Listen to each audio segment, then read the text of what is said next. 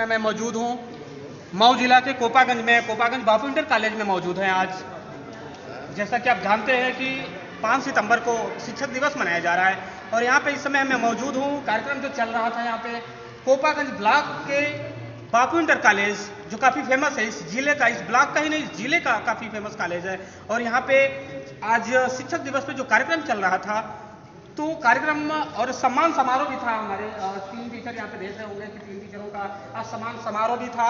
और आज जो कार्यक्रम चल रहा है इस शिक्षक दिवस पे हमारे साथ मौजूद हैं कोपागंज ब्लॉक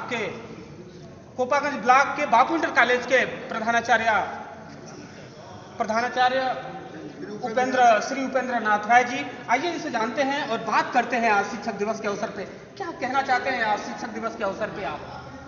शिक्षक दिवस के अवसर पर मैं अपने उन तमाम शिक्षक साथियों जो हम लोगों के बीच कार्य करके सेवानिवृत्त हो गए हैं और वर्तमान में जो भी शिक्षक साथी हम लोगों के साथ कार्य कर रहे हैं, अपने पुरानी परंपरा के अनुसार अपनी जो इस विद्यालय की एक रेपुटेशन है उसके हिसाब से हमने अपने जो रिटायर्ड शिक्षक अपने अभिभावकों से सीखा है कि विद्यालय की जो परंपरा रही है उसका जो सम्मान रहा है उसको मेहनत और परिश्रम के द्वारा हम उसको बरकरार रखें।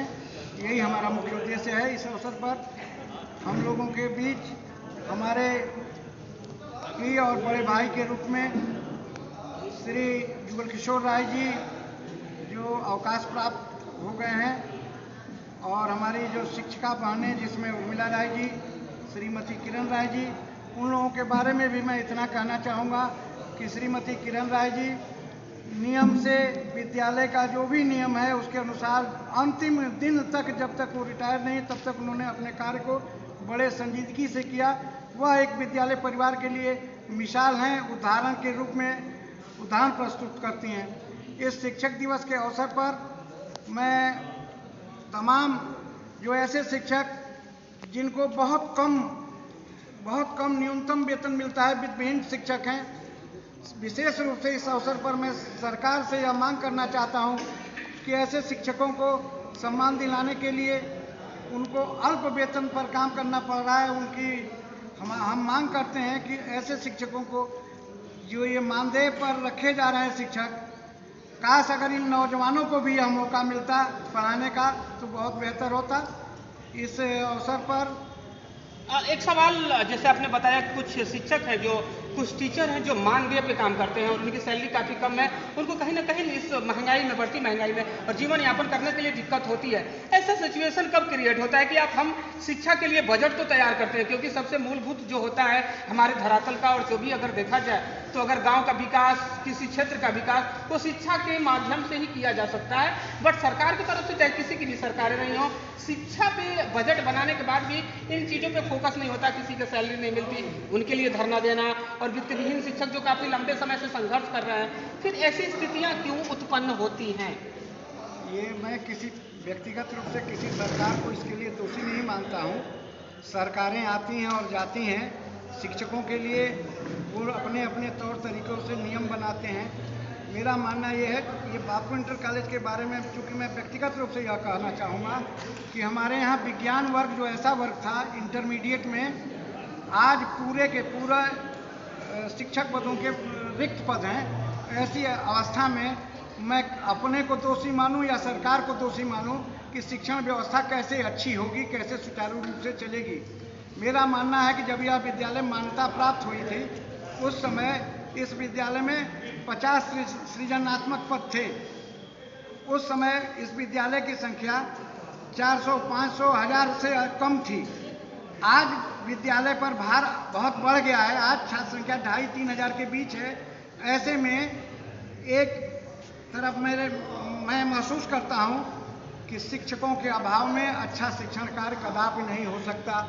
लेकिन सरकारें आती हैं, उनका कहना है कि गुणवत्तापूर्वक शिक्षा, तो जब आप टूल्स नहीं देंगे, हमको हथियार नहीं देंगे, तो ऐसी स्थिति में विद्यालय का पठन पाठन और कैसे चलेगा।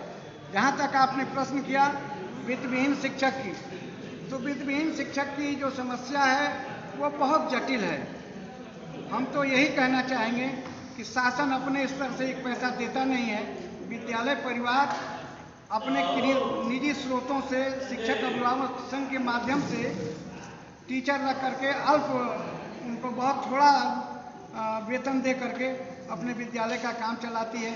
जब शिक्षक भूखा रहेगा, जब शिक्षक परेशान रहेगा, तो शिक्षा की व्यवस्था की कल्पना करना मैं संभव नहीं मानता। जब देखा जाए, एक सवाल उत्पन्न होता है, चाहे सरकारें किसी की भी रही हो, जैसे ही किसी विधायक, एमपी, एमएलए, मिनिस्टर का पद खत्म होता है, वो उस पर चुनाव तो तुरंत करा दिए जाते हैं, बट किसी कॉलेज में सालों साल सीट खाली रहती है, किसी हॉस्पिटलों में भी ये सीन देखने को मिलते हैं कि डॉक्टरों की सीट, टेक्नीशियन की सीट सालों साल खाली रहती है।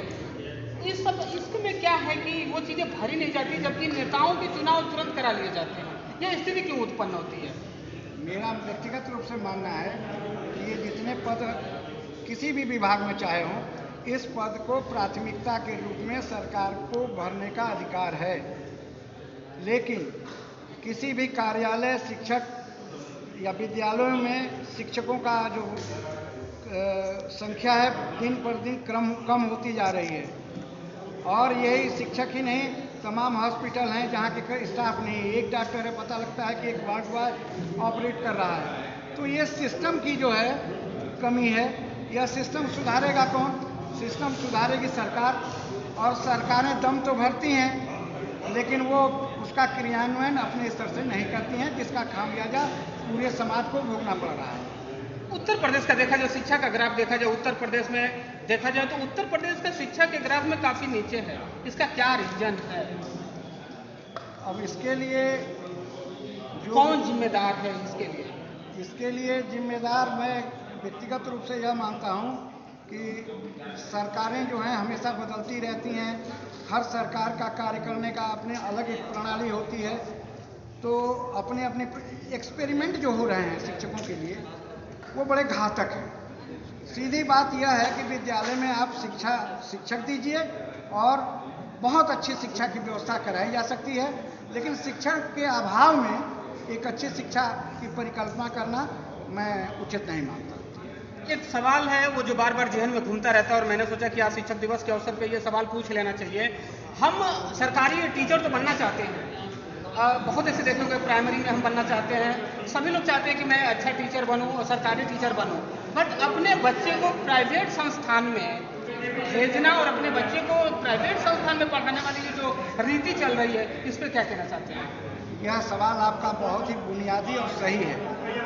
हम लोग आज यहाँ इस पद पर बैठे हैं, अपने गांव के उसी प्राइमरी स्कूल की पैदाइश है जहाँ पटरी और तख्ती लेकर के हम लोग पढ़े हैं।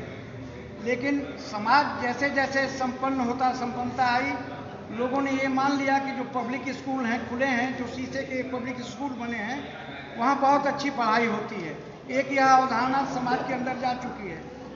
क्योंकि अभाव की शिक्षा जो है हम लोगों के ज़माने में थी, अब हम देखते हैं कि वर्तमान में शिक्षा का भी एक तरह से बाजारीकरण हुआ है।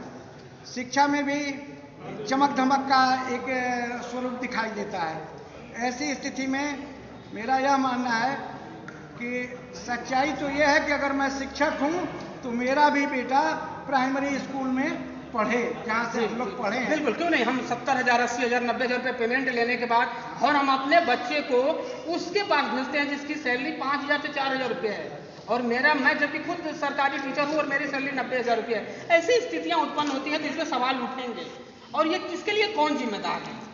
इसके लिए समाज और शिक्षक हम स्वयं जिम्मेदार हैं।